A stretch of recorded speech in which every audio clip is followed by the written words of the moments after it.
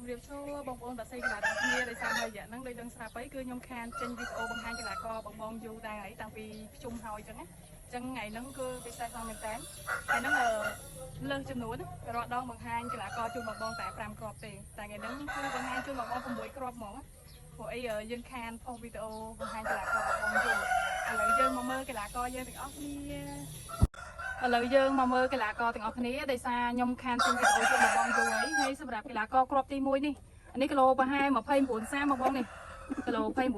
29-30សេប៉ាំងជើងខ្មៅស្អាតហើយមួយគ្រាប់នេះយកថែលេងបានបងបងនេះគីឡូ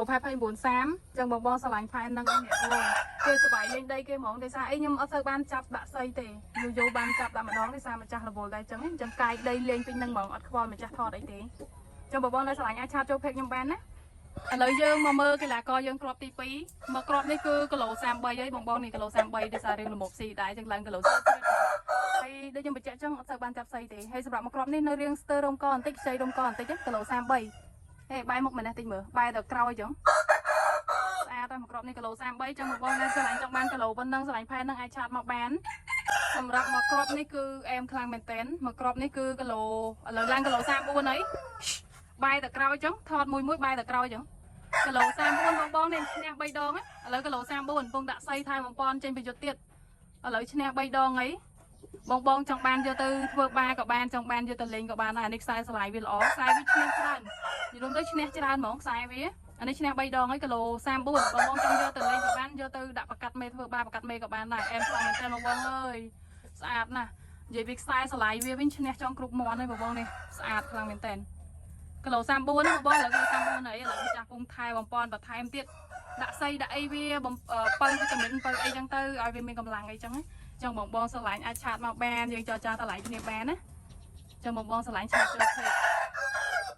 កនេះវីតាមីន B1 គឺល្បីយូរហើយខ្ញុំជឿថាបងបងដែលគាត់ចិញ្ចឹមមាន់ថែមាន់គាត់ប្រកាសជាស្គាល់ហើយអានេះមកកំប៉ុងវាមាន100គ្រាប់ណាមាន100គ្រាប់ខ្ញុំគិតតម្លៃជូនបងបងពិសេសគឺ10កំប៉ុងតែ20000ទេយក20កំប៉ុង40000ព្រី2កំប៉ុងផ្ញើបានគ្រប់ខេត្តក្រុងហ្នឹងចឹងបងបងដែលចង់បានអាចឆាតកំងតាមเพจខ្ញុំបានណាហើយចំពោះកីឡាករគ្រាប់ទី4នេះគឺថាអែមខ្លាំងមែនតើផែននេះស្អាតនេះបងបងអើយនេះស្អាតយកថែលេងបានណាបងបងគីឡូ28មកគ្រាប់នេះគីឡូ28បងបងនេះអញ្ចឹងបងបងដែលឆ្លាញ់អាចឆាតមកបានមានឡាំណាបងបងឆាតមកខ្ញុំផ្ញើឡាំឲ្យមើលយកថែលេងបាន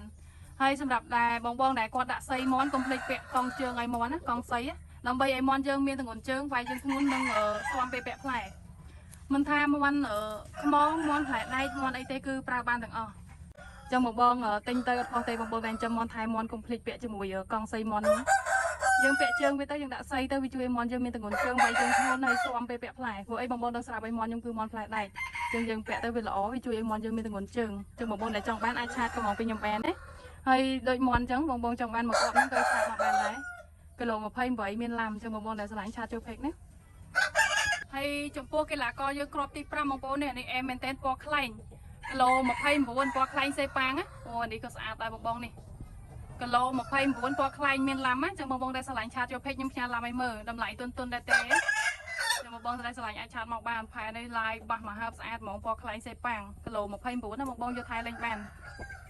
ហើយសម្រាប់បងបងដែលគាត់ត្រូវការថ្នាំថែឬថ្នាំចេញប្រយុទ្ធអាចកំងពីខ្ញុំបាននេះមុខហ្នឹងអានេះថ្នាំចេញប្រយុទ្ធថ្នាំថែពីមុខគិតជូនបងមួយឈុតហ្នឹងតែ60000ទេគឺធូរខ្លាំងមែនតើហើយសម្រាប់ថ្នាំថែ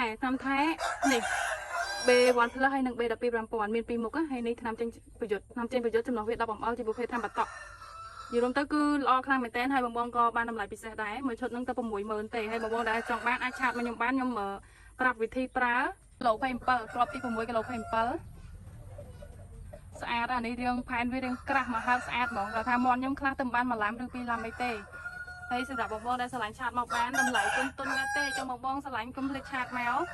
ព្រោះអីបងបងឆាតមកត្រូវឬក៏អត់ត្រូវក៏អត់អីដែរអ្នកលក់អត់ចេះខឹងទេបងបងចង់មកសួរតម្លៃសិនក៏បានឬឆាតសួរទិញក៏បានអត់ចេះខឹងទេចឹងបងបងឆ្លាញ់កុំភ្លេចឆាតចូលពេកណាអរគុណច្រើនបងបងបាយបាយ